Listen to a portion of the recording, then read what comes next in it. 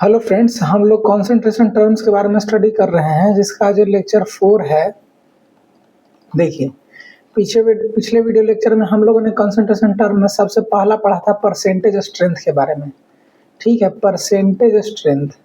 तो percentage strength में पहला हम लोगों ने पढ़ा था परसेंट एम बाई एम के बारे में, दूसरा पढ़ा था परसेंट एम बाई भी और परसेंट भी बाई भी के बारे में। ठीक है, इसके अलावा जो एक इम्पॉर्टेंट कंसंट्रेशन टर्म है उसके बारे में हम लोगों ने पढ़ा था, वो था हमारा मोलैरिटी। ठीक है, इसको थोड़ा सा रिवाइज कर लेते हैं कि मोलैरिटी के बारे में हम लोगों ने क्या पढ़ा है। देखिए, मोलैरिटी के बारे में हम लोगों ने पढ़ा था कि मोलैरिटी एक ऐसा कंसंट्रेशन टर्म है जिसको कैपिटल एम से सूचित किया जाता है। दूसरा बात कि मोलैरिटी बराबर हम लोगों ने पढ़ा था कि नंबर ऑफ मोल बटा वॉल्यूम इन लीटर, यानी कि ये मोल और वॉल्यूम का रेशियो है। ठीक है, मोल हम यहाँ पे ऊपर में सॉल्यूट का लेते हैं और यहाँ पे वॉल्यूम सॉल्यूशन का लेते हैं। ठीक है, अगर हम और फॉर्मूला देखा था हम लोगों ने कि अगर नंबर ऑफ मोल और वॉल्यूम ml में हो तो उसको हम लोग 1000 से मल्टीप्लाई करते हैं। ठीक है, ये भी मोलैरिटी का फॉर्मूला हो सकता है। अब देखिए, इसके बारे में आप एक इंपॉर्टेंट टर्म्स लिखिएगा। एक ये बात है कि क्या ये टेम्परेचर डिपेंडेंट है या टेम्परेचर इंडिपेंडेंट है। तो देखिए, molarity is the concentration term, it is the temperature dependent concentration term. इसको आपको याद रखना है, ये टेम्परेचर पर डिपेंड करता है, टेम्परेचर डिपेंडेंट कंसंट्रेशन टर्म। ठीक है, इसको अच्छे से आपको याद रखना कि ये टेम्परेचर पर डिपेंड करता है। तो कैसे डिपेंड करता है इसको हम लोग समझेंगे। देखिए, मोलैरिटी बराबर फॉर्मूला है नंबर ऑफ मोल बटा वॉल्यूम इन लीटर, यानी कि एन बाई भी। अब टेम्परेचर बढ़ाने से क्या होगा, अगर एक कंटेनर है, आप यहाँ पे ध्यान दीजिए, ये एक कंटेनर है, इस कंटेनर में अगर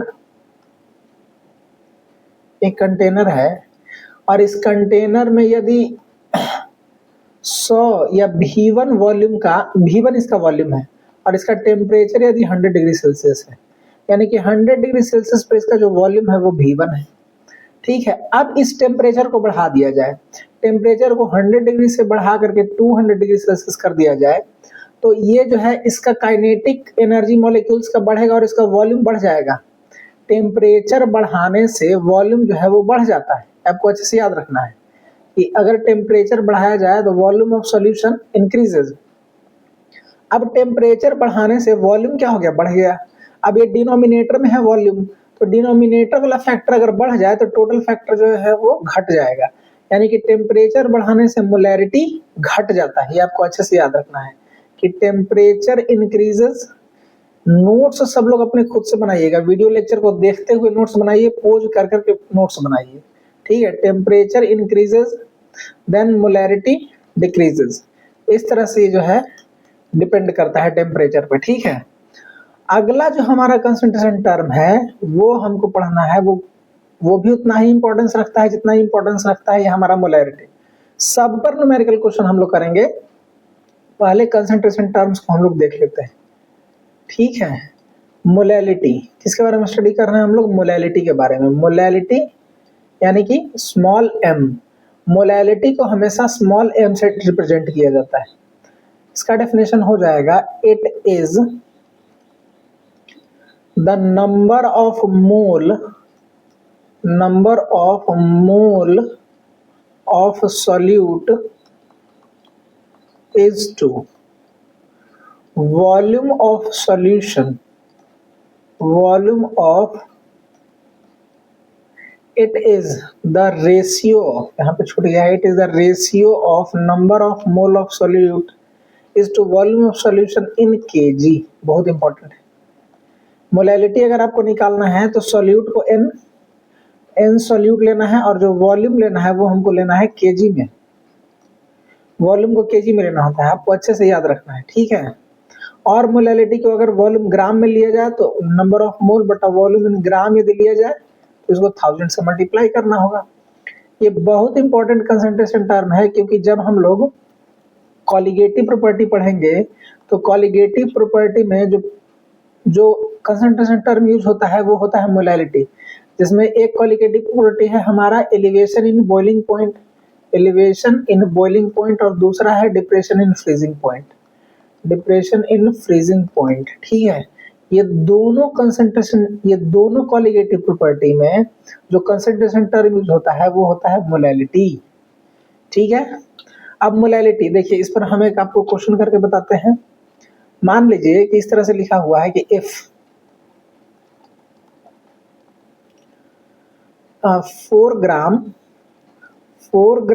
NaOH is dissolved in 4 gram NaOH is dissolved in 500 gram of water, 500 ग्राम पानी में 4 ग्राम NaOH डिजॉल्व है। तो इससे पूछ रहा है कि calculate the molality, calculate the molality of the solution, solution का मोलैलिटी कैलकुलेट करने के लिए बोल रहा है। देखिए ध्यान से समझिए, एक कंटेनर है, इस कंटेनर में 500 ग्राम पानी है। पानी को हम लोग ml में भी ले सकते हैं और मास में भी ले सकते हैं, ठीक है। 500 ग्राम पानी है, एक कंटेनर है, और उसमें 4 ग्राम डाल दिया गया है, 4 ग्राम डाला गया है इसमें NaOH, 4 ग्राम NaOH, ठीक है। अब इसका कंसंट्रेशन क्या होगा? तो देखिए मोलैलिटी बराबर फॉर्मूला होता है number of mole of solute बटा वॉल्यूम इन ग्राम, क्योंकि वॉल्यूम यहाँ पे ग्राम में है तो ग्राम वाला लगाएंगे फॉर्मूला इनटू 1000, ठीक है। अब मोल निकालने का फॉर्मूला है, मोल हमको कैसे मिलेगा सोल्यूट का? तो 4 ग्राम सोल्यूट है तो गिवन मास बटा फॉर्मूला मास हमको करना होगा। यहाँ पे सोल्यूट कौन है? NaOH सोल्यूट है। इसका फॉर्मूला मास पहले हम लोग निकालेंगे, NaOH। देखिए सोडियम एटॉमिक नंबर 11, मैंने आपको बताया है कि ऑड एटॉमिक नंबर वाला को डबल करके एक ऐड कर देते हैं, तो इसका हो जाएगा 23 प्लस ऑक्सीजन 8, ठीक है, इसका 16, हाइड्रोजन का 1 ऐड करेंगे तो हो जाएगा टोटल 40 ग्राम पर मोल। ये इसका हो गया फॉर्मूला मास। तो यहाँ पे लिखे 4 गिवन मास है और इसका 40 यानी कि 1/10, ठीक है, यानी कि 0.1 मोल, 0.1 मोल डाला गया है इसमें NaOH। अब इसका मोलैलिटी अगर हम लिखेंगे तो लिखेंगे 0.1 बाय वॉल्यूम के, वॉल्यूम इन ग्राम यानी कि 500 ग्राम और इनटू 1000, इसको काट दीजिए 2, ठीक है, यानी कि 0.2 मोलल सॉल्यूशन है। इसको हम लोग बोलेंगे कि इसका मोलल कंसंट्रेशन हो गया 0.2 मोलल सॉल्यूशन। मोलल, अगर मोलैरिटी निकालते तो लिखते हैं मोलर, ठीक है, मोलल सॉल्यूशन, आपको अच्छे से याद रखना है, ठीक है। चलिए इससे रिलेटेड और सारा क्वेश्चन, मोलैरिटी से रिलेटेड, मोलैलिटी से रिलेटेड अलग अलग वैरायटी का क्वेश्चन हम लोग अगले वीडियो लेक्चर में करेंगे। अभी बस बेसिक बेसिक टर्म्स को आप समझ लीजिए कि कहते किसको, उसका डेफिनेशन क्या है, ठीक है। अब अगला जो हमारा कंसंट्रेशन टर्म है वो है हमारा mole fraction. Mole fraction concentration term है, ये भी बहुत इंपॉर्टेंस रखता है। रॉल्स लॉ और हेनरी लॉ, दो हम लोग लॉ पढ़ेंगे, Rawls law and Henry law. दोनों में जो यूज होता है कंसंट्रेशन टर्म वो होता है हमारा मोल फ्रैक्शन। मोल फ्रैक्शन को एक्स से रिप्रेजेंट किया जाता है। अच्छे से आपको याद रखना है मोल फ्रैक्शन को। देखिए इसको समझते हैं। फ्रैक्शन, फ्रैक्शन का मतलब क्या होता है? फ्रैक्शन मतलब होता है कि एक क्वांटिटी ए ऊपर बी नीचे। अब मोल फ्रैक्शन यानी कि मोल, कुछ मोल ऊपर होगा कुछ मोल नीचे होगा। तो कुछ मोल ऊपर कौन सा होगा? ऊपर या तो सॉल्यूट या सॉल्वेंट का मोल होगा और नीचे टोटल नंबर ऑफ मोल होगा सॉल्यूशन का, यानी कि सॉल्यूट और सॉल्वेंट का मोल ऐड करने पर जो टोटल मोल आएगा वो डिनोमिनेटर में होगा और या तो सॉल्यूट या सॉल्वेंट का मोल नॉमिनेटर में होगा। तो ये यूनिटलेस क्वांटिटी है, क्योंकि mole is to mole cut जाएगा तो बन जाएगा यूनिटलेस क्वांटिटी। तो इसको हम लोग डिफाइन करते हैं इस तरह से, it is the ratio of number of mole of either component. Either मतलब या तो सॉल्यूट या सॉल्वेंट, ठीक है। It is the ratio of number of mole of either component is to total number of mole, total number of mole of solution. देखिए हम लोग अच्छे से इसको समझते हैं, क्या बोलते हैं, मोल फ्रैक्शन बराबर फॉर्मूला हो जाता है, फॉर्मूला हम लोग बनाएंगे, लेकिन number of mole of either component, यानी कि आइदर मतलब या तो सॉल्यूट या तो सॉल्वेंट, आइदर कंपोनेंट बटा में टोटल मोल, टोटल मोल।